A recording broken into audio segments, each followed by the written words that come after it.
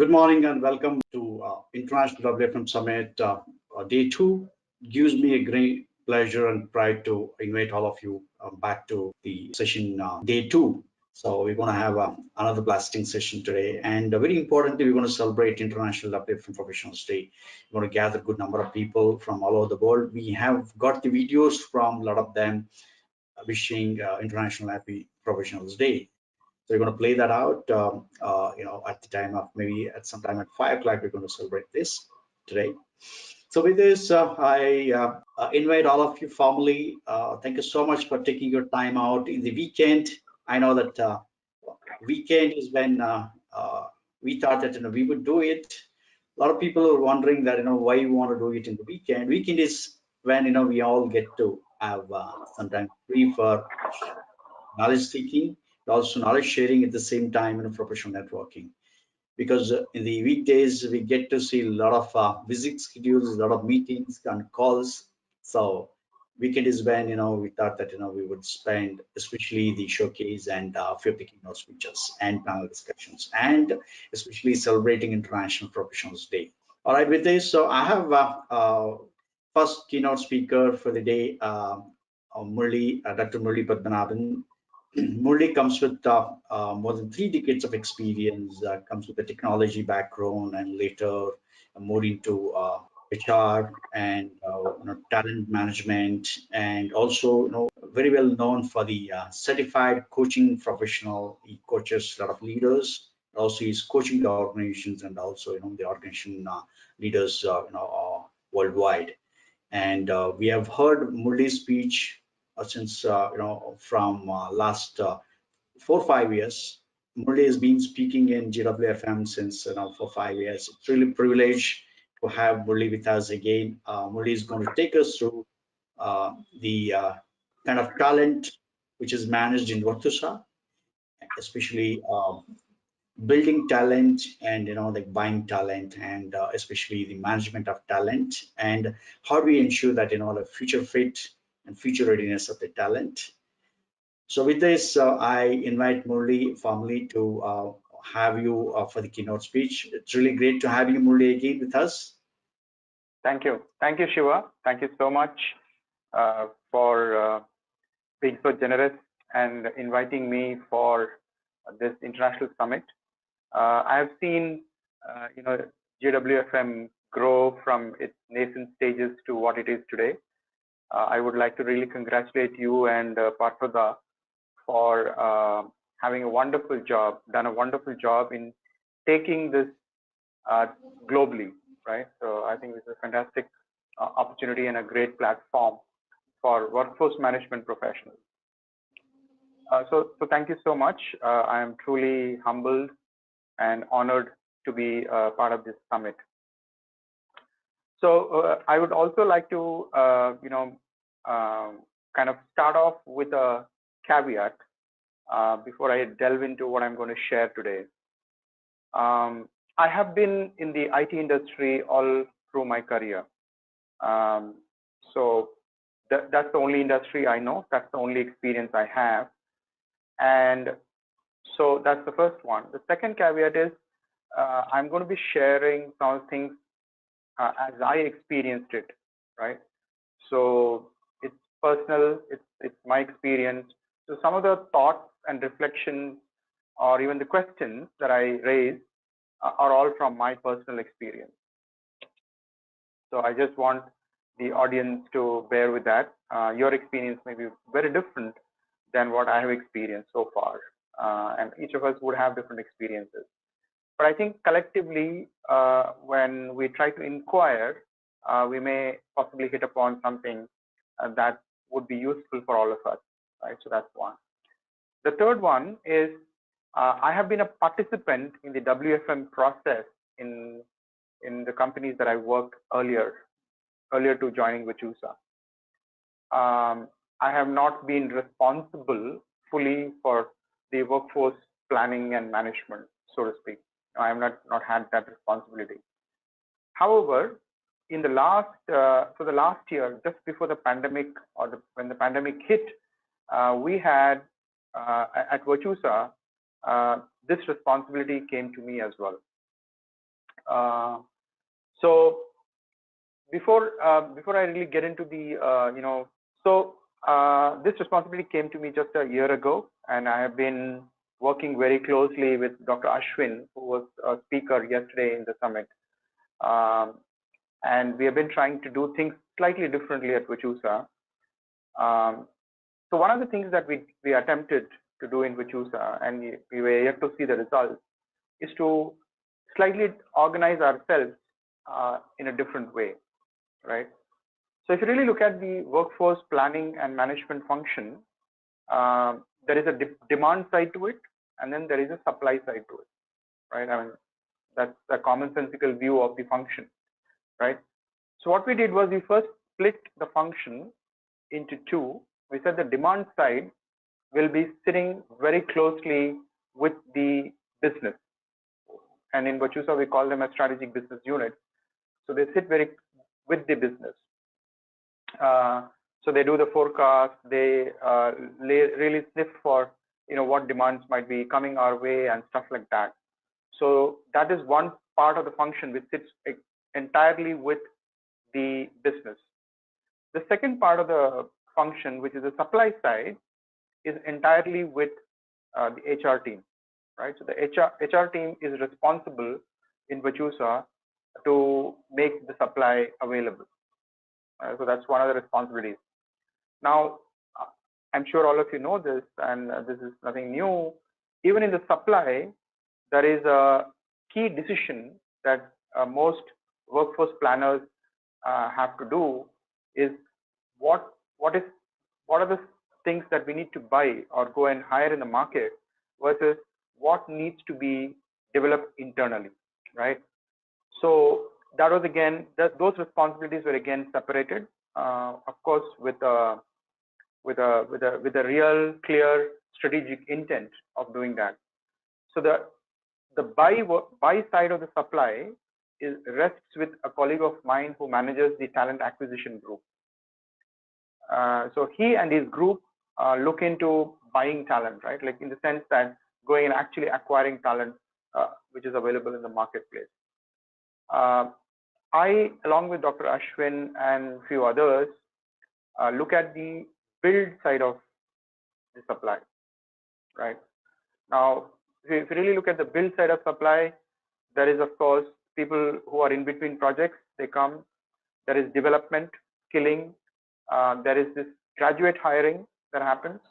You hire graduates, you skill them, and then you position them for demand or the requirements that are coming your way. So that's how we have been organized. So in the build side of the supply side, we try to join the dots, right? So we try to do things in a way that it is beneficial for the organization. So the decision making becomes easier and quicker, right? There is this talent management function. There is the resource management team. There is a talent development team. So all these teams come together to be able to really take a very informed decision on what needs to be done. Okay. So this is just the background of how we are organized, and this is something that I thought I'll share. I'm sure some other companies, some other organizations are toying with different ways of organizing themselves. We have organized ourselves this way primarily for two reasons. One is we see a lot of fluctuation in the demand, a lot of, I think, so that there is a huge issue in predicting the demand, right? So we thought if we can organize ourselves, we should be able to take care of the uncertainties and the volatility in demand by doing this. So that was one of the intent. Also, we thought the build dollars, the dollars that you invest in training is put to full use, and we are able to get the return on investment, right? So that was the second strategic intent that we. So what I'm going to do today in the rest of my talk is I'm going to actually highlight a few things that I see as a challenge in the information technology services industry, because that's the industry that I know. And I'm seeing these challenges and I'm going to really talk about those, and then see what we could do. What are the possible ways in which we could address some of these challenges? And some of it you possibly know, some of it maybe you're not aware, or you're aware and you don't know how to do it. So I'm not trying to answer all the questions that come up. I'm also wanting to place few questions for us to really ponder and think about, what we can do, as a professional body to solve some of these challenges that we are faced with. So let me quickly dive into the challenges now.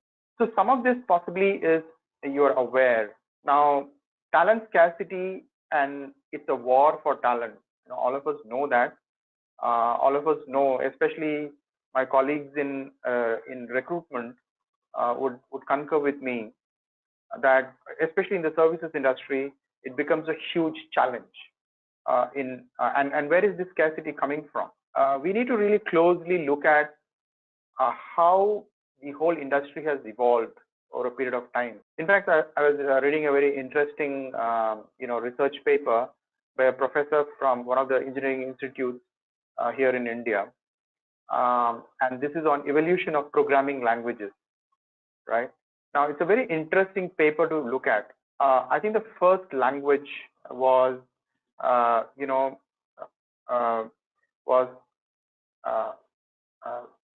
first assembly language was in the year 1951.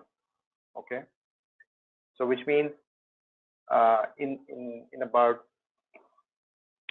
60-70 years, things have moved very fast. And for any industry to see this kind of a change is and to keep pace with it is always difficult, right? So 1951 was the first assembly language, and until 2011, according to this article, this paper, there were 63 new languages that were proposed. Programming, I'm just talking about programming languages. 63 new programming languages. And then there are different types of language classes. And this is 2011 data. I'm sure things have moved beyond that. And in 2011, there were 20 types of programming languages, classifications. So there are assembly languages, authoring languages, compile languages, command line interfaces, data flow languages, scripting. You can name the categories. So now this is just one piece of it, right? So where is this scarcity coming from? What really happens is, if you really look at another data point that you need to really look at is how the IT products, right? The product companies, and there is a huge gap, and that's, again, you can do some research on this, is of course that gap is closing. The product gets launched, and by the time the skilling, the training, certifications, all these things come, there is a gap, at least a gap of 1 or 2 years. So always the services industry is in a catch-up mode. Right? We're trying to catch up with the product guys, right? And again, of course, the products also, depending on whether the product is going to be successful, not successful, will it help, will it be advantageous? So there's a whole life cycle of the product, and then it becomes really mainstream, right? So this takes about 3-4 years to happen, and the services industry is doing a catch-up game in skilling, right? So I think that's something for us to really look at. I know most organizations would say there is a technology scan group which keeps looking out at the market and is watching for products which might become mainstay, right, in the next 2-3 years. And then we proactively start engaging with them in their beta releases, and then start getting our engineers dirty their hands on the product, right? So they get a sense of it, and then you come. So that's where the scarcity comes, right? So it's like, in fact, if you really look at the statistics, there are about, I think, about more than 1 million engineers who graduate from India, right? Computer science alone. But then how many get hired? It's anybody's guess, right? And where is this gap? That's again a supply supply gap that we have. So we'll talk about some of these challenges that are coming up. So you're going to really be doing a catching up game, right? In sourcing talent. This is an industry that is driven purely by technology innovation. And again, if somebody wants to really study this, you can see how the whole computing power has doubled, tripled, or it has grown exponentially, and the size of the devices have become smaller, right? So it's a constant innovation that's happening, ease of use, and technology is becoming really pervasive. IT, especially the information technology, is really becoming pervasive, right? Then there is a whole, from a services industry standpoint, there is a whole pressure on the margins. Now, margins are not in the same zone as it was, let's say, when the industry started, maybe in the 60s or 70s, which is rightly so. Now, there are two factors to this. One factor is because the IT departments of the customers, of the clients whom we serve, have become very mature. They have most of the capabilities that a services organization would possess. Okay, so they get involved in sourcing talent, in staffing talent, and sometimes they really get deeply involved in some of these processes. So there is margin pressure. I talked about scarcity. Now, sometimes if scarcity drives the demand, then obviously you're going to pay a price for that, right? So there is going to be margin pressure. Now we are going to be very, very creative. We're going to be very agile in terms of being able to, get better margins on the deals that we have. And sourcing and staffing and some of these workforce management strategies become key to be able to do that double-digit margin that you're really, focusing on. Skill obsolescence, I did talk about when I talked about the talent scarcity. This is an industry where if you are a engineer and if you really want to work in the IT services industry, one of the things that you need to really ask yourself is, are you willing to constantly learn new stuff? And it's not just a esoteric question. It's actually an existential question. You need to truly answer that for yourself before you really take a plunge into this industry, because things are changing, very, very fast, and the rate of change is only increasing, right? And all of us know that, and there are a lot of examples of this. Of course, this is a problem. Multi-generational workforce is a challenge that we have in most of the industry, right? All industries are going through this. However, in the IT services space, it becomes a huge challenge. Now, again, you know how it's very, that's how we have grown, right? I mean, that's how we structure ourselves. Somebody who has got a lot of experience, right, may not be the best person, most knowledgeable person on the team, right? Because the technology may be new, it's just cutting edge, just come to the market. The kids who are graduating from the school are better equipped to be able to solve clients' problems in that area than somebody who's kind of spent a lot of time in the industry, right? So the question is, how do you really harness experience, and what does experience mean in the industry? So the way people lead groups, the way people manage work, the way people manage performance needs to undergo a significant change. There are companies that are experimenting with this.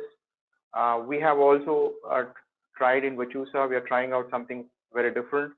And this whole concept of a project manager managing the task and scheduling the task and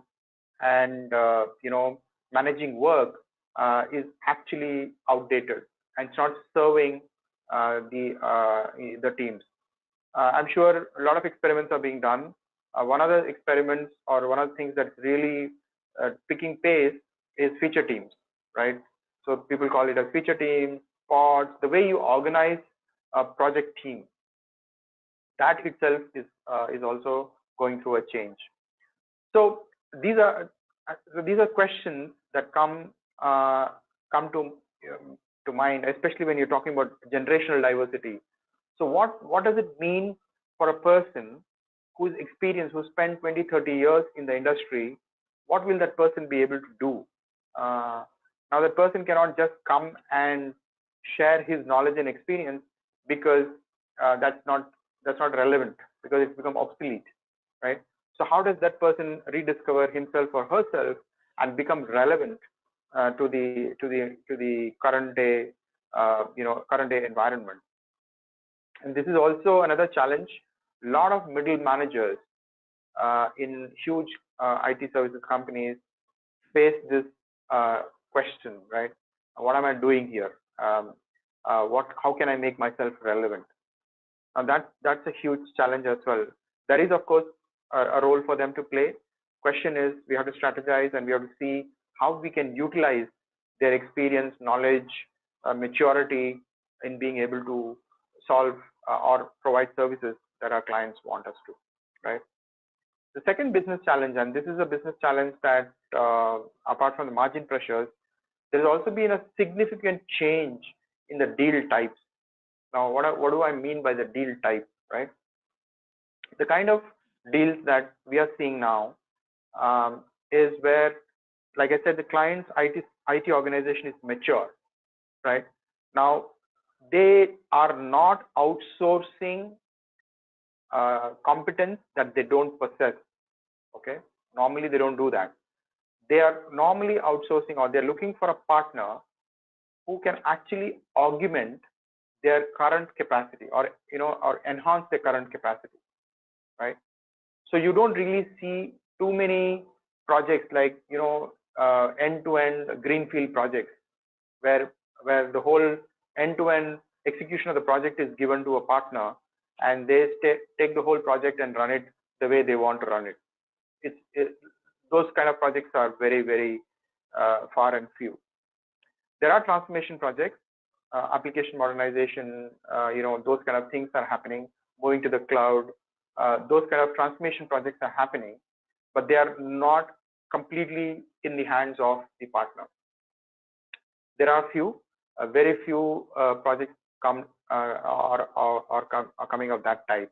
So what really happens is, we need to really understand that our employees, people who are working with us in our companies, are going to really work very closely with the client organization. They're going to be embedded in the client's IT organization, right?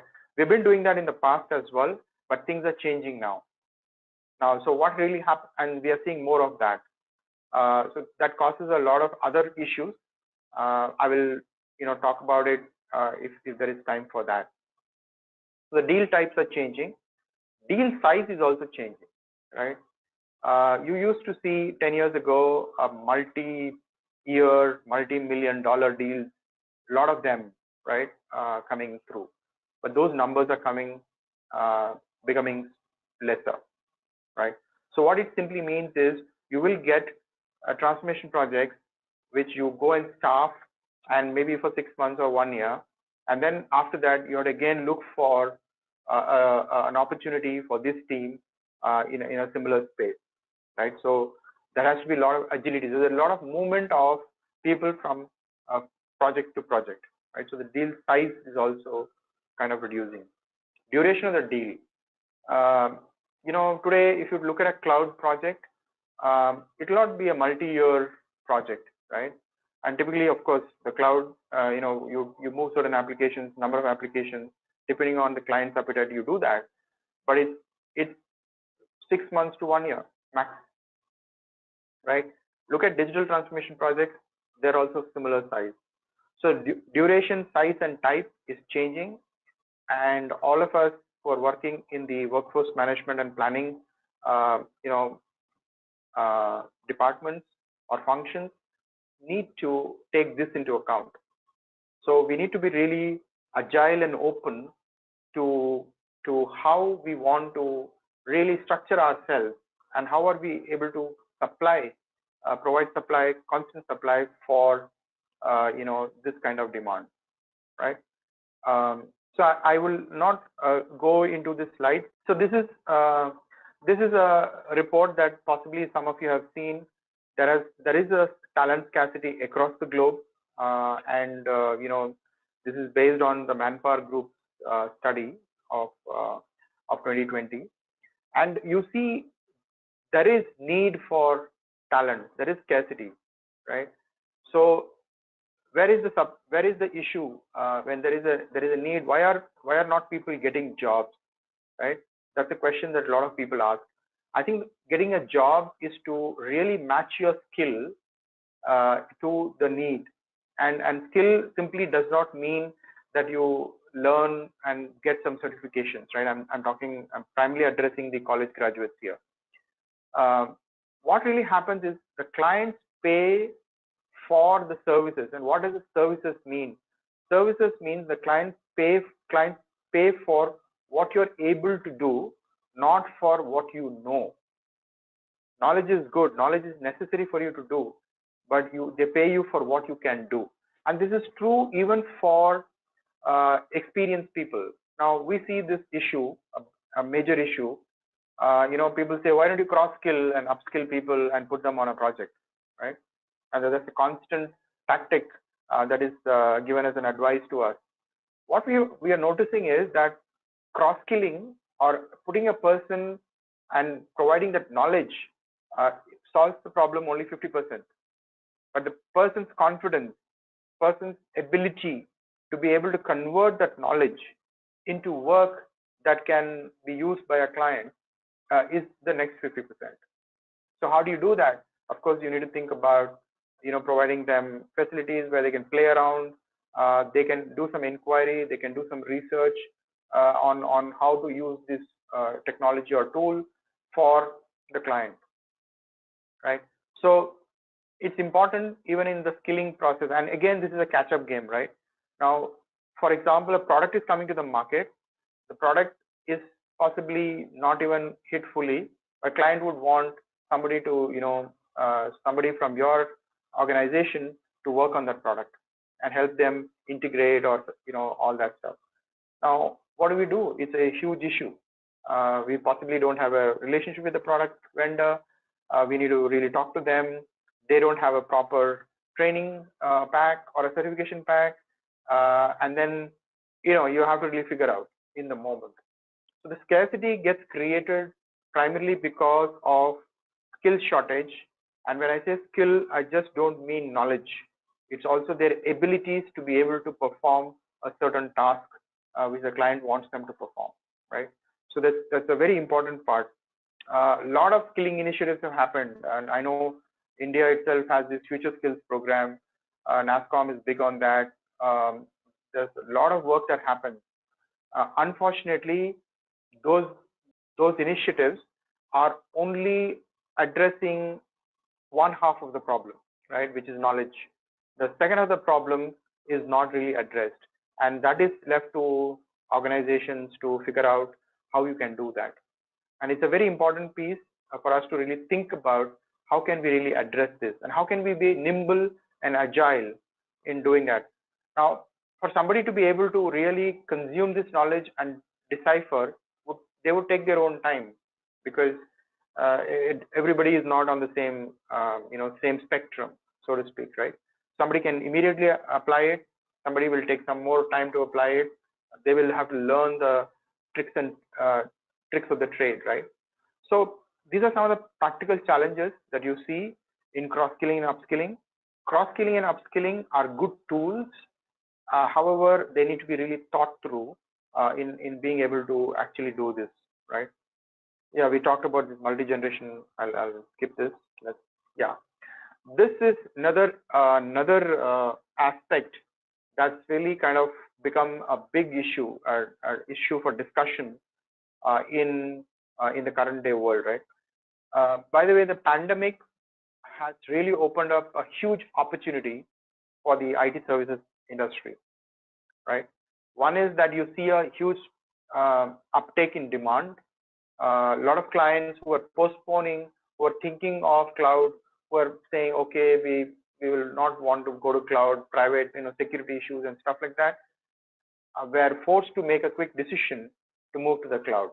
So we certainly see an uptake on cloudification of most software applications that we are seeing that. Remote working has become another area for our clients. That's an area. So all players in the industry have benefited from that. It's also opened up a possibility for our workforce to work from anywhere, right? Now it throws a different kinds of challenges.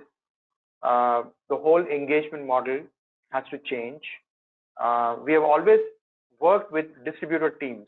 IT services industry is one industry possibly which kind of thought that it mastered the art of managing distributed teams, right?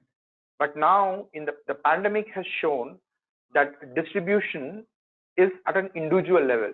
It's not like a group of people sitting in one place.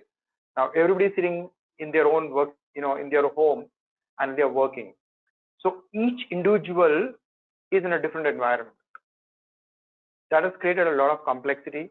It's created a lot of issues, and I'm sure some of these issues have you also experienced.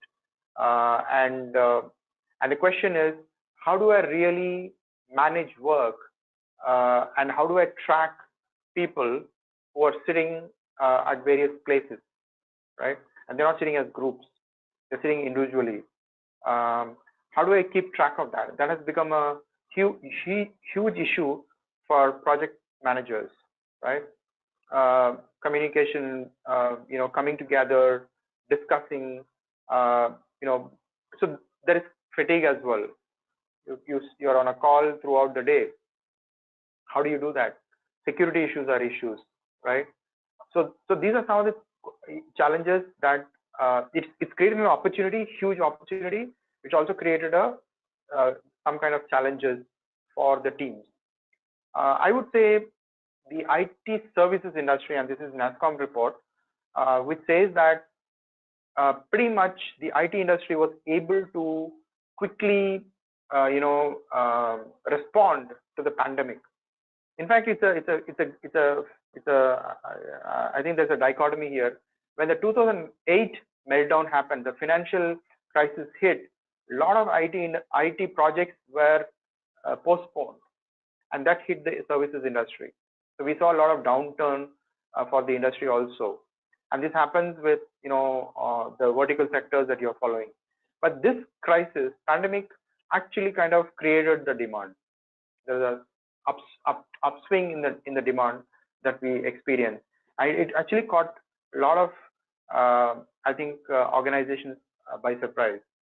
Of course, most organizations were agile. They were able to pick, and they were able to make the best use of the opportunities that came our way, right? So it's a different kind of a situation that we are in. It's a possibility. There's a huge opportunity for all of us. So I just will go quickly to the next slide, where I'll talk about what are the opportunities that we have. I think one of the opportunities that we have clearly is in this changing demand environment to build an internal pool with an increased focus on graduate hiring, right? And the graduate hiring needs to have a tectonic shift in the way it's being approached right now, right? So and then again, investments towards reskilling the internal resources, that needs to be set aside as well, right? And that's a huge investment that one needs to make. Adjusting the business strategy to focus the investments in the most attractive and available workforce market. I think that's also important, not necessarily from a technology standpoint, but also look at geographical location, right? And I'm sure some of these major IT services companies have done a great job of that, but that's potential.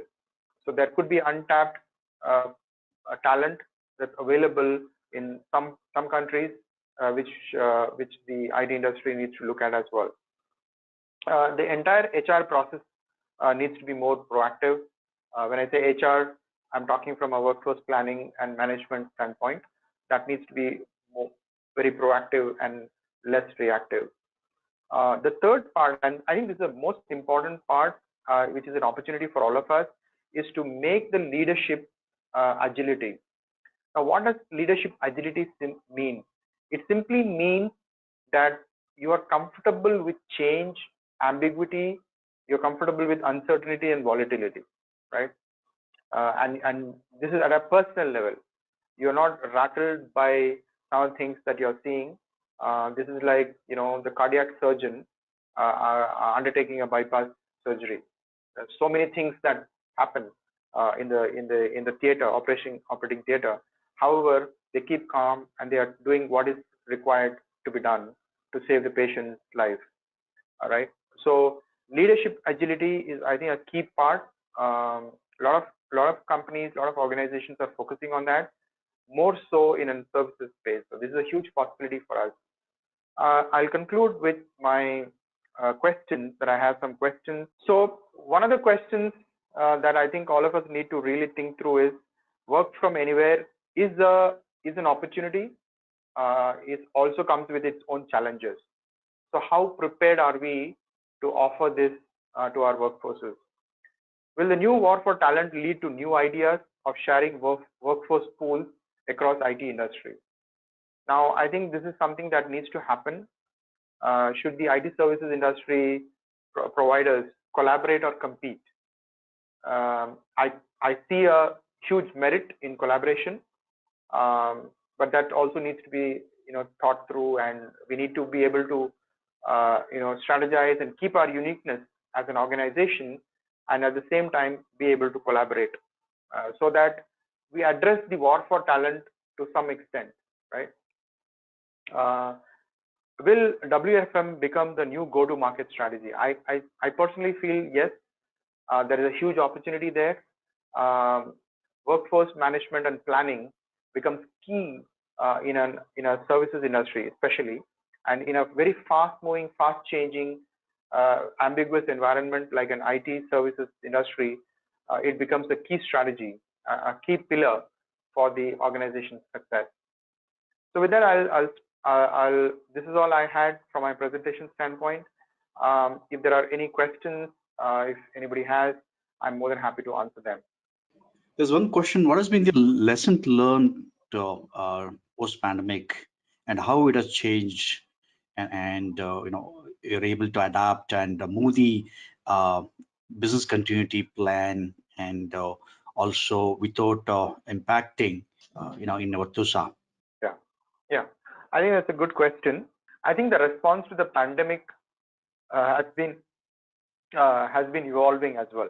Let me be very frank on this, right? I think it caught us off guard, most of the organizations.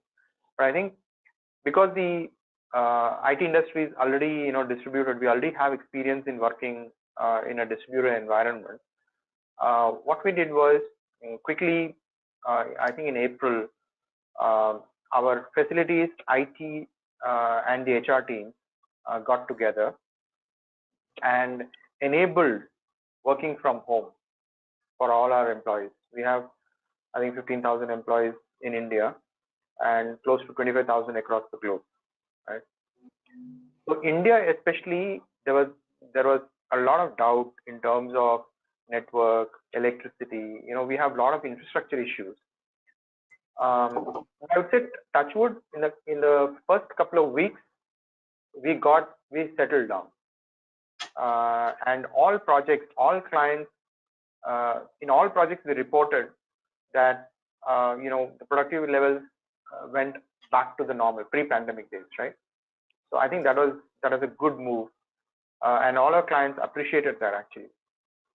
In fact, Virtusa kind of has come up with an offering of remote working, right? So now there's a whole solution that's there from Virtusa.